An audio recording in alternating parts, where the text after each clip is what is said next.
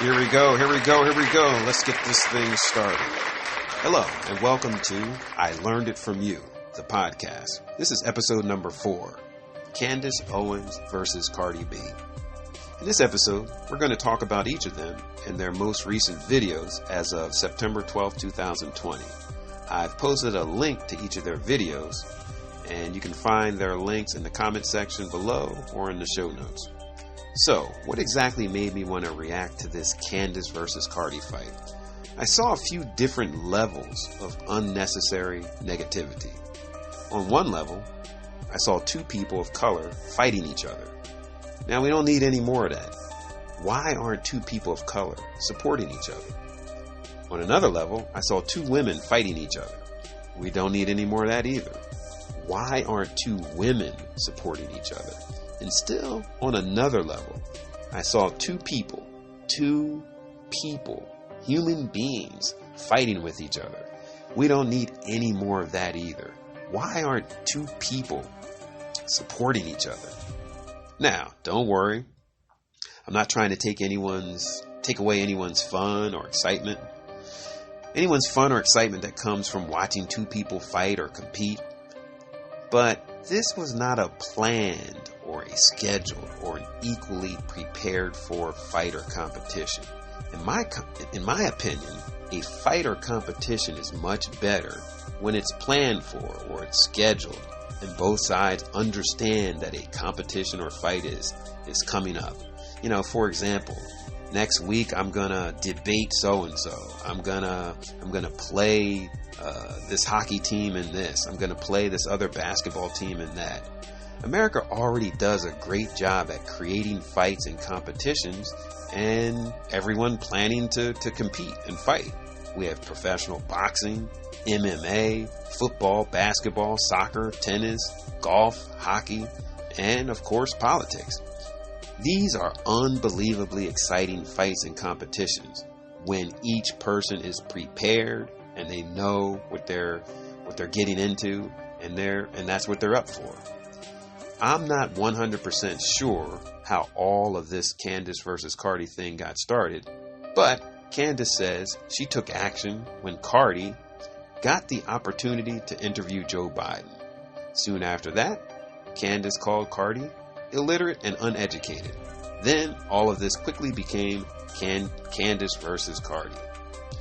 One confusing thing that I noticed is that at least one time Candace said Cardi was uneducated in politics. Okay, that's good. That's understandable. But quite a few times Candace only says Cardi is illiterate and uneducated. As if, that kind of makes it sound like Cardi is illiterate and uneducated in everything. I don't believe that's true. I'll return to this point later at the end of my episode. Now, before I begin reacting to both of their videos, I want to say that I'm not slamming Candace and I'm not slamming Cardi. I'm just reacting and offering a different opinion from what I've seen and heard out there in the media. Okay, I'm going to start with Candace's video. First, Candace says that Cardi is uneducated when it comes to politics. I think it's safe to say that a large percentage of voters are uneducated when it comes to politics. That's the reality of life here in America. We're busy, we work, we have friends, we have family, we have relationships. Some of us have kids. Some of us are babysitting the kids of our relatives and friends. And guess what? Getting educated in politics is at the bottom of the list of things to do. Let's be fair and honest about this part. Now, when pointing out that Cardi or any other person is uneducated in politics, what are we hoping to accomplish by doing this? Are we thinking that suddenly these uneducated people will drop their job and family responsibilities and become educated in politics because someone called them uneducated? In a perfect world, everyone would be equally as educated in politics as Candace, or anyone else who loves politics. But every voter will not be as educated in politics like people who love and enjoy politics. But guess what?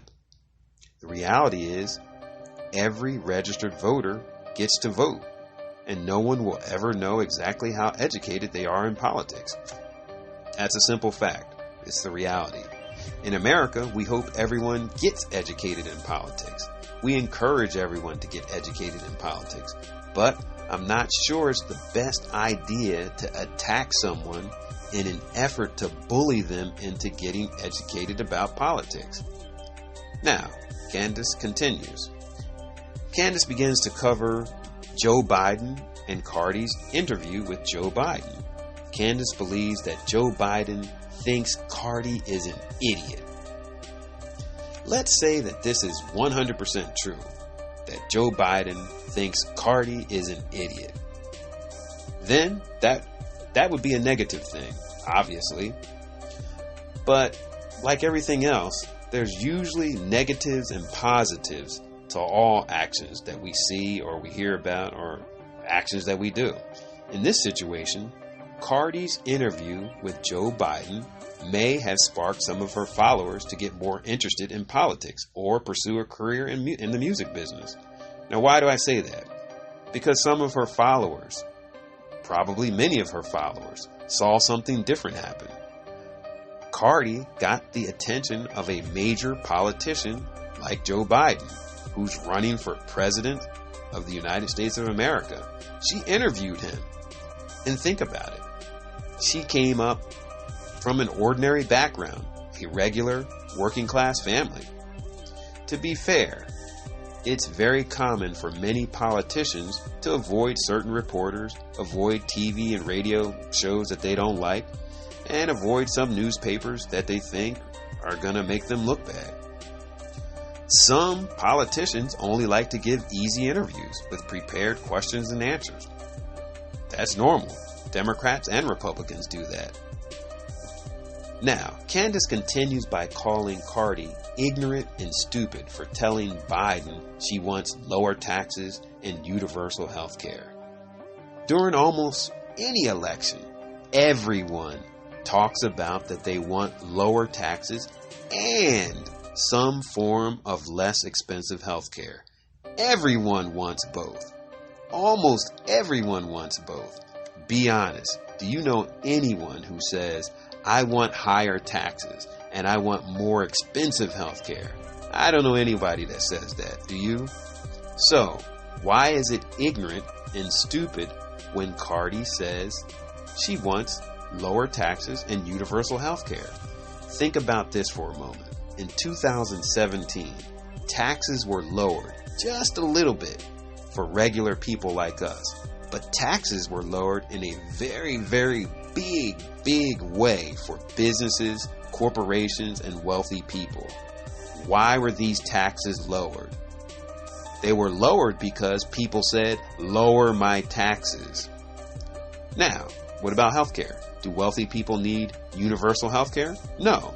So most wealthy people are not running around saying, lower my healthcare expenses because they have the money to pay for it. So, why is it ignorant and stupid to say you want lower taxes and universal health care? Let me ask you a question. Do you have health care right now? You're sitting there, you're listening to this podcast, or you're watching this YouTube video. Do you yourself have health care? Why not? Is it too expensive? So, yes, regular people want lower taxes and universal health care, or some form of lower cost health care. Why wouldn't you? You're human. You don't make as much as a wealthy person. So, of course, you're going to want lower taxes and universal health care. Okay, sure, you might not get it. You might only get some of it. You might get some form of it, but you're not going to start off at a lower ask. You're going to ask for as much as you can get. That's what you're supposed to do. You're not supposed to ask for higher healthcare costs. You're not supposed to ask for higher taxes. Okay, so let's keep it moving.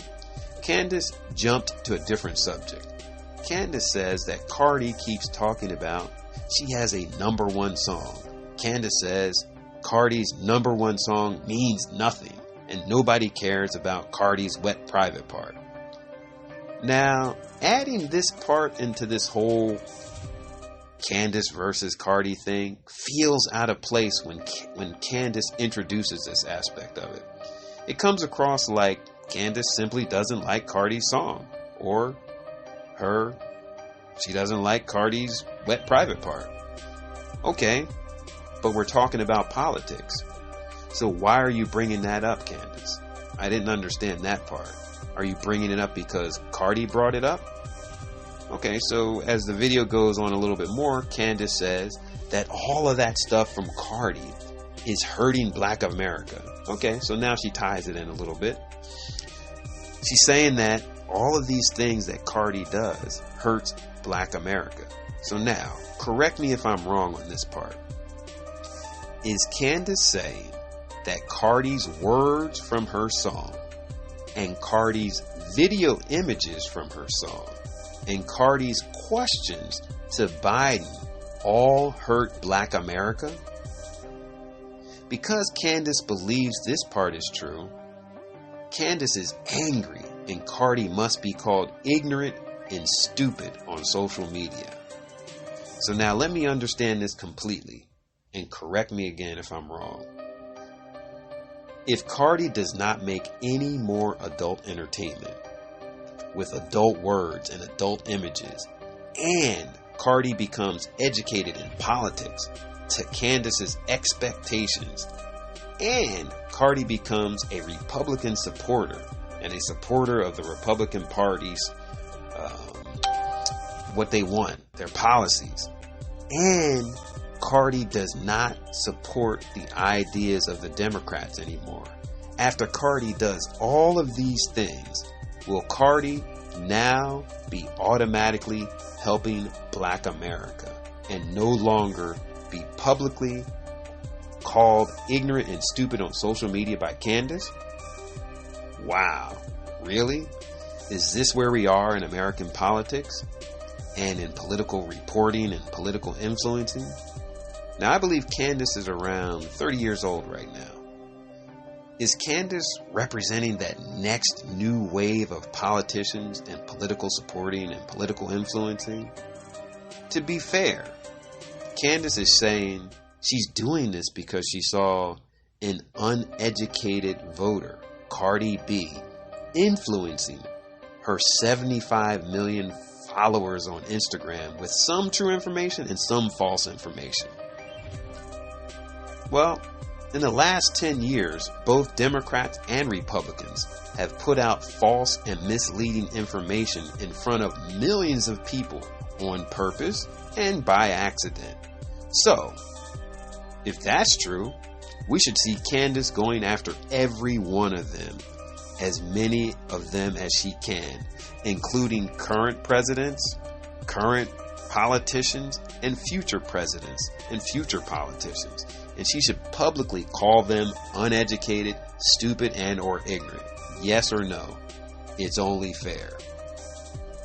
Candace continued using so many different political points and political arguments and political positions against what Cardi used as her questions to ask Biden. Those questions were Cardi's questions that Cardi wanted to answer. That Cardi wanted to ask. But some people believe those questions were given to Cardi. Now, that could be true. Whatever the case, questions were asked by Cardi, and Candace thought all of those questions were stupid and ignorant. Then, Candace goes on. She calls Cardi a fraud. First, I don't understand why Candace believes Cardi is a fraud. I looked up the definition of fraud. A fraud is when someone tries to trick a person in order to gain something financial or in order to get a personal gain. Fraud is also described as someone who tries to trick someone into believing something wild or crazy. In this situation, the word fraud does not describe Cardi. That's my opinion, at least. Then Candace says Cardi knows that she's way more likely to be killed by her husband than by the police. Wow. Now let me say that again. Candace says in her video that Cardi knows that she's way more likely to be killed by her husband than by the police. Now, I don't understand that thinking at all. Imagine this. Two people are married and they're in a loving relationship. At what point would the wife suddenly think and know that she's more likely to be killed by her husband than the police? Does that even make any sense? Is Candace saying that wives are in marriages thinking their husbands might kill them, and these same wives are comparing that to getting killed by the police? Wow, that's new to me. Please, any married women out there, please comment on this part. I never knew that married women know they are more likely to be killed by their husband than by the police. How can we even prove this part of what Candace said is true? Like, it sounds wild and crazy. Can that statement even be proved? How can anyone actually prove that? That statement assumes so much. Doesn't it depend on who Cardi's husband is? Or doesn't it? Does Candace know Cardi's husband personally? How can Candace speak about any particular husband or any particular police officer's behavior? Doesn't it depend upon what city or state that Cardi and her husband live in, or any husband and wife for that matter? I mean, it might, depending upon what neighborhood you live in, if you could live in a neighborhood with no crime, or you can live in an area or neighborhood with high crime. And you can have a loving, happy, successful marriage living in a high crime area. And guess what?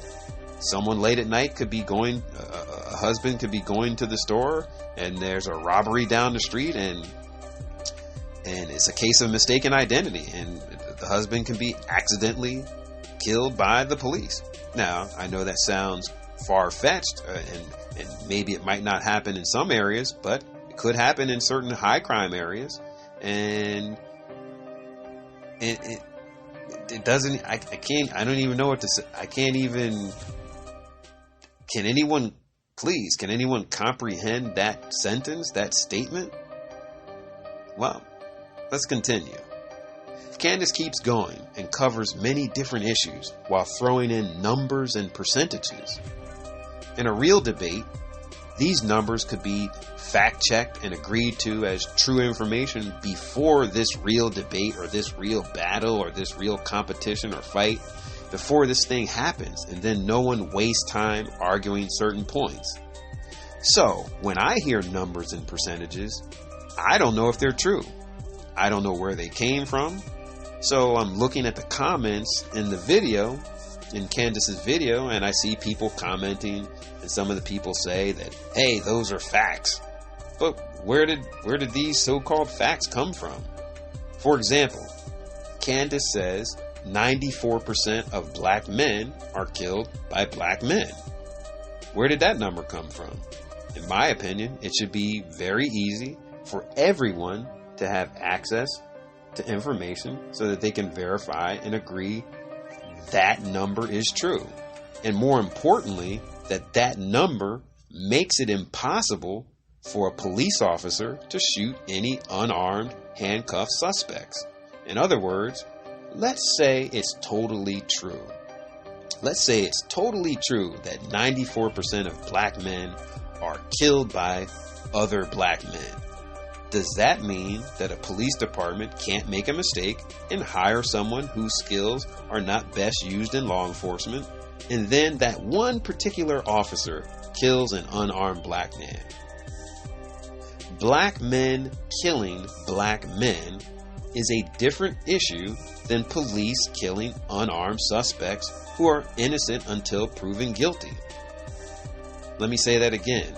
Black men killing other black men is a different issue than police killing unarmed suspects who are innocent until proven guilty. America is a very big and complicated country with many different issues.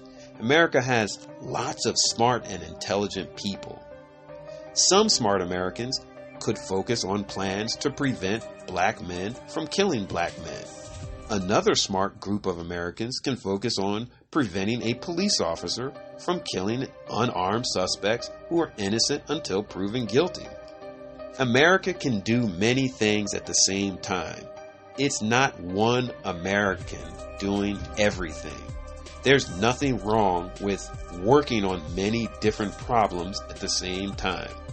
Now, Candace goes on to say that Cardi knows that black men kill more white men. Let me say that again. Candace goes on to say that Cardi knows that black men kill more white men. Okay, let me keep going. And that police officers are killed by black men 18.5 times more. Wow. Where did those facts come from? Who knows that these facts and that actual 18.5 number? I didn't know that specific number. Did you? I've never heard that specific number used anywhere. I watch Fox News. I watch CNN. Sometimes I use the internet and social media, but mostly I'm at work. So, if I asked every registered Republican and every registered Democrat and all voters who voted in the last election, how many more times are police officers killed by black men? Will everyone say 18.5 times? I don't think they will. I'm not so sure about that. And even if everyone knows that one fact, will that one fact help a voter to decide to vote for Trump or Biden? I don't think so. Are we dumb if we don't know that fact? No. Can we still vote? Yes. Now, Candace continues to criticize Cardi and says Cardi should not use her platform to make it seem like police officers are the issue. Well, let me say this. Bad police officers are an issue for every police department. Why wouldn't the rating of a police officer be an issue? Nothing is perfect in America or anywhere else where people work. To paint the picture that bad police officers are not an issue is irresponsible. Guess what? Everyone who applies to become a police officer does not get hired just because they apply to become a police officer. Some get hired and don't last 90 days. Some quit after a year. Some get fired. Why? Because everyone can't be a police officer. This isn't a magical land of perfection. Do you know what else? Police officers get performance evaluations at least once per year. Why? Because sometimes people don't do their jobs properly. It's wise for any organization to monitor the performance of the person doing the job. Making a statement that we don't have an issue with police officers can be very misleading. Now, I believe Candace has a show called The Candace Owens Show. She could probably easily get interviews with police chiefs and mayors in 10, 20, 30 or more different cities and ask them directly if there is such a thing as good cops and bad cops and cops continuously doing better each year. She could ask these police chiefs and mayors if they have review boards to highlight good cops and require retraining for those that need improvement. There's no way that all police chiefs and mayors from every city in America are going to agree and say there are no issues with police officers. Period. There are good cops and there are great cops. There is no shame, absolutely no shame, in a bad cop deciding to get out of law enforcement and getting into a different profession where their skills can be better appreciated. This is America, and there are many different types of jobs available. Now, Candace continues by comparing Cardi's interview questions with the questions from an experienced radio show host and interviewer, Charlamagne the God, from The Breakfast Club. Is there a difference between an experienced interviewer and Cardi B? Yes. But do both of them still get to keep their right to vote, no matter what anyone says, as long as they registered and didn't break any laws? Yes, that's America at work. You can ask questions that you want to ask. Candidates give interviews with whomever they wish, for whatever reason they wish. I guess people can call others an idiot, stupid, uneducated, and illiterate. And guess what? No one will ever know who you voted for, unless you tell them. Period. Isn't it great that you can go out and vote and no one can look over your shoulder and see which candidate you voted for? Now, in my opinion, I don't think calling someone an idiot, stupid, uneducated, or illiterate will cause them to change their mind to vote for Trump or Biden. Now, will Cardi's 75 million Instagram followers vote for Trump because Candace pointed out Cardi is uneducated in politics? Who knows? Cardi's 75 million Instagram followers might feel they are more like Cardi than they are like Candace. Would Cardi's followers look at Candace as someone to follow, or will Candace remind them of that adult or teacher who called them an idiot, who called them stupid, who called them illiterate, who called them uneducated? Let me keep on going. Candace's video, she begins to talk about, and then she tells Cardi that Cardi is in her area, the political arena. Part of that's true. You know, Candace can make a great argument that, Cardi is talking politics, and politics is Candace's area of expertise. Candace is an expert in politics. Like I said, part of that is true. But here's the reality. Everyone who registers to vote is in Candace's area of politics. And guess what? It's not just Candace's area. According to Wikipedia, in the 2016 election, 62 million people voted for Donald Trump, and 65 million people voted for Hillary Clinton. Together, that's over 127 million people who voted. That's a whole lot of people in Candace's area of politics. And guess what? No one will ever know how educated anyone was when each of those people voted. Now, I'm going to stop here because I'm only halfway to finishing my reaction to Candace's video. And I didn't even get started on my opinion about Cardi's video. So, I will continue all of that in my next episode. I didn't want this episode to be too long or boring. I'm going to end with something that I talked about in the beginning of this episode. In the beginning of this episode, I said that I noticed that sometimes Candace called Cardi illiterate and uneducated. Now, all of us have already agreed that it's very easy for anyone to be uneducated about politics, and that does not prevent anyone from voting. The average person does not know politics like a politician or someone who supports and campaigns for politicians or someone who has a show about politics. The average person is not an expert in politics. So to yell and scream at them that they're dumb and stupid, it doesn't really make any sense. But guess what? Everyone who registers, no matter what, can still vote. And that brings me to Cardi. Is Cardi illiterate? Think about it. Is Cardi illiterate? I looked up the definition of illiterate. An illiterate person is someone who is unable to read or write. Can Cardi read and write? That's my question to you and everyone else who's listening or watching. Can Cardi read and write? Well, might not know that, but I went on Wikipedia and I looked. According to Wikipedia, Cardi B is credited with writing 36 songs for herself and other well-known artists. She writes for other people. She writes for other people and herself and gets paid to do it. Illiterate does not describe Cardi B. And with that, you've reached the end of episode number 4. Please remember to subscribe to this podcast. I learned it from you.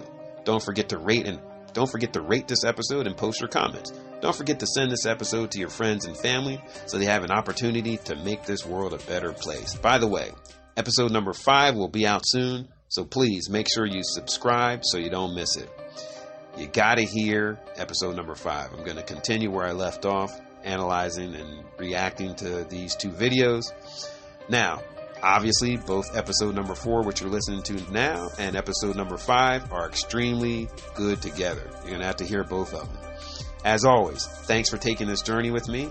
I hope this podcast and the I Learned It From You book helps society move closer to making the world a better place for everyone, no matter who or where you are. Until next time, this is Kevin Douglas Wright.